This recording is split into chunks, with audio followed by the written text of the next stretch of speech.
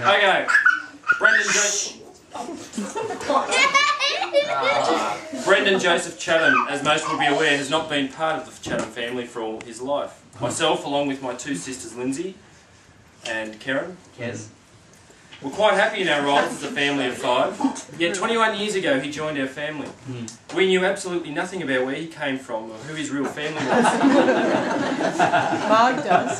So, as a special treat for my brother, tonight I'd like to shed some light on his past.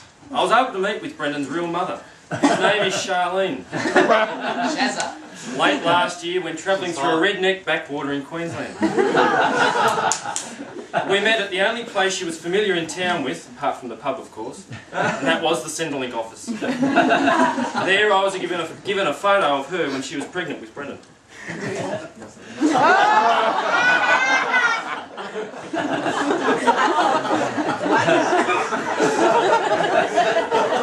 Right, you got to use stronger fingers, mate.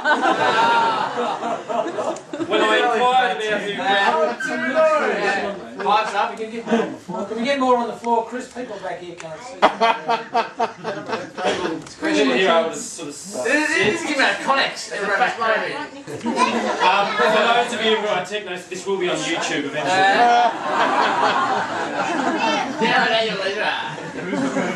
Okay, when I inquired about who Brendan's real father might be, Charlene, or Shazza as she insisted, handed me a list with 4 names on it saying it could be any one of them. Well, short of a DNA test, mate, I'm sorry to say, BJ, that I was unable to conclusively identify who your real father is. However, I am 95% sure that it might be this one I labelled Father 3. Something familiar? Yeah! Big guns. Okay, Father 3 initially refused to give me his real name, fearing, in his words, another child support debt. That was until I told him you were 21.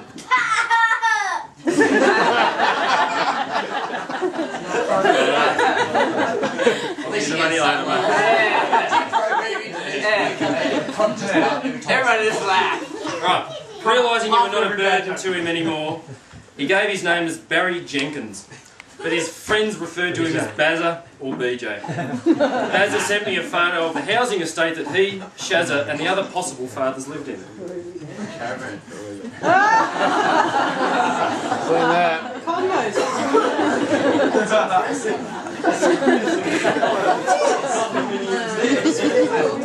Right, I've since added the numbers and they're a little bit hard to tell. We've got a question mark here, 1, 2, 3, 4, and then there's an arrow pointing to this small one over here.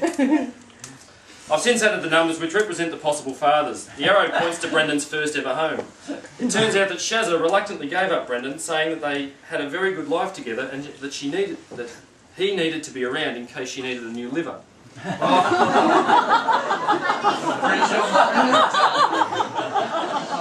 It seems the Department of Child Safety had been tipped off about some unusual discipline measures used by Shazza. When they unexpectedly arrived at Shazza's house, this is what they found.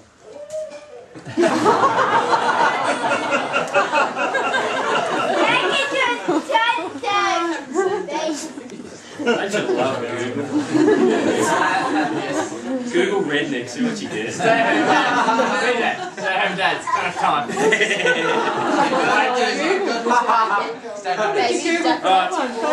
Points deducted from the judginator. This is going to take a while, so I better get through it. Seeing Brendan like this gave Shazza a choice. Give up Brendan for adoption, or be forced to participate in a good parenting course that would also involve giving up smoking and drinking. So of course she handed Shazza handed Brendan over to a worldwide adoption agency run by a Mr. Xavier Roberts. It was from Mr. Roberts that he was adopted into the Chatham family and was excitedly greeted by his new older brother and sisters.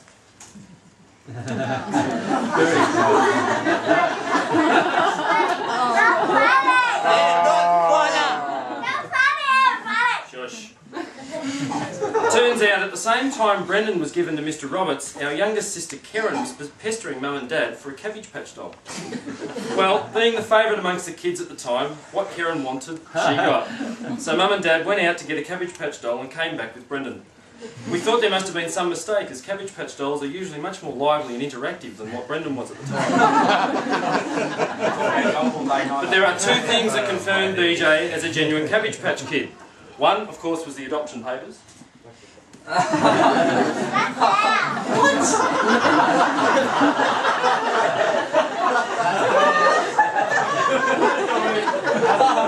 have way too much time.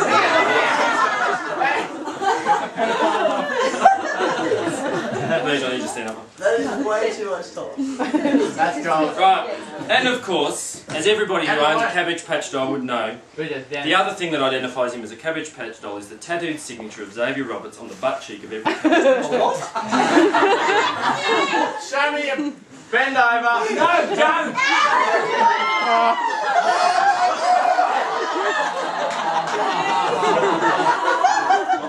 Well done, son.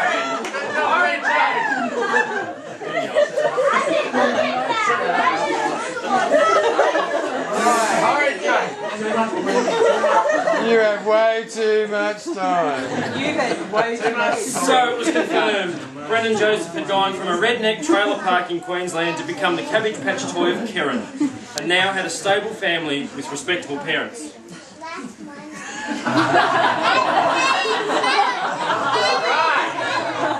Last year. This is the day that they picked up BJ. And here's a more recent shot. Is that the miniskirt, Brian? Have a look at that. Same Ebra. Brendan's troubles did not end there. Due to some genetic malformation, he has been cursed with a terrible male-only condition known as little williosis, where the belly button actually sticks out further than the sufferer's little man, gifted, or in this case, little BJ. These pictures, of course, tell the story. Gifted. I'll agree to disagree.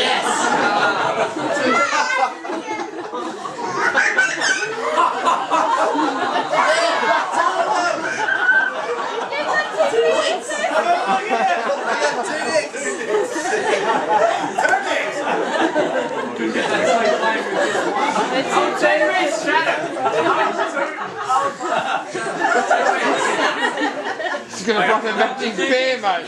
It's a terrible affliction that stays with the sufferer for life. And unfortunately, it's completely incurable. How he copes on a day-to-day basis with little williosis is a true inspiration to all of us as we watch him deal with this ongoing condition. It was possible to reduce the projection of the belly button, but impossible to increase little BJ. And even though this was taken when he was about, I think, 2, that's actual size today. Chris, don't pick on him because he might get out. Timeless, you both compare. You'll be proven severely wrong. Yeah, we've heard that too. The condition did not stop him. Here he is with his cousin Anthony, who was very patient with BJ. That's bigger than usual. He was very patient with BJ, even if it did occasionally backfire on him. Who's the Chinese kid?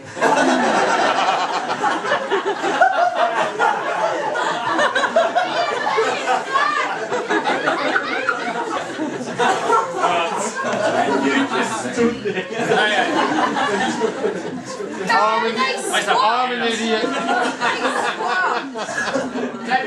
Right, yet, despite being covered in mud and angry at the time, Anthony showed maturity beyond his years. Little did we know he was biding his time before he sought sweet revenge.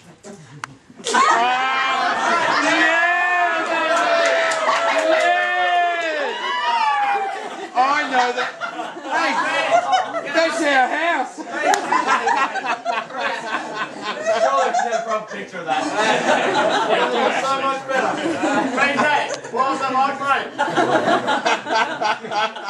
How did it taste, mate? That's my question. Look, I digress. Brendan was, after all, Keren's Cabbage Patch toy, and despite the fact he was not as interesting as a normal Cabbage Patch, Keren still, of course, played with him.